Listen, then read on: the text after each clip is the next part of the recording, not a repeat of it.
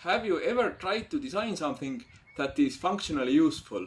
If yes, then you probably know that it is an iterative process and there will always be some problems that you can't foresee during the planning phase.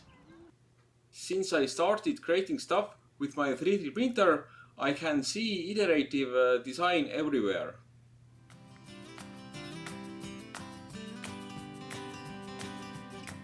I will show you one such example here in this outdoor gym. I call it the walking simulator version 1. It has a severe design flaw.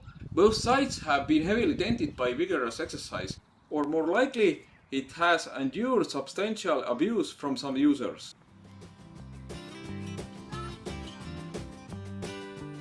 On the other side, we can see that the maintenance crew has applied a quick fix to the problem. They have reinforced the collision zone with some extra metal. But if we step 2 meters to the left, we can see the next iteration of the same machine that has this issue fixed. The pipes that hold the footpads are built with thicker sections that can tolerate those heavy collisions.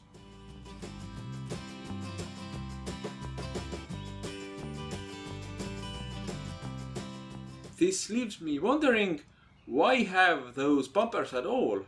Couldn't they just remove the entire contraption around the foot pedal axle?